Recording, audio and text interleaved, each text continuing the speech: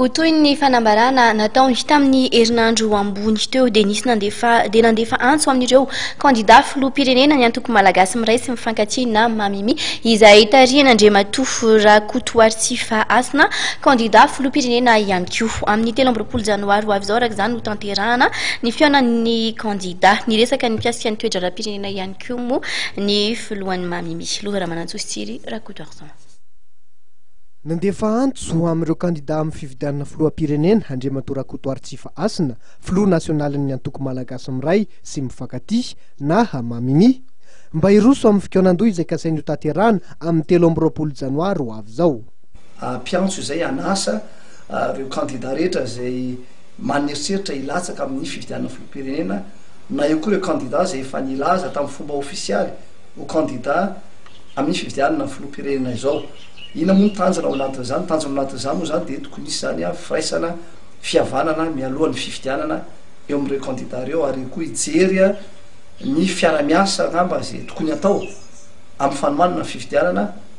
mandritra ny fifidianana ary ihany koa aoriana ny fifidianana izany izay misy tokony fanarahan'ireo candidat zany hoe ahafana mametraka antsoina hoe convention zany na fifanarahana iombonana mba tsy hiteraka crise indray aoriana ny fifidianana. Alefa amin'ny herinandro ity ireo fanasanareo candidat ho filoham-pirenena sy ny toerana natanterahana ity fivoriana voalaza ity. Isan'ny noresahan'Andriamatoa Rakotoaritsifa Hasina ihany koa no mikasika ireo filoha mpifanandrina roa tonta. Fisaorana lehibe zany ary manindry koa izay fisaorana izay satria efa nisaotra azy ireo zay ny filoha Ravalomanana ary ihany koa ny filoha Rajoelina izay nanaika ny teny mena izy ireo zany tamin'ny hoe tsy filatsako fidiana. Marina moa fa izay tato malagasy miray safaky dia efa nanao déclaration na hoe fanamarana ofisialy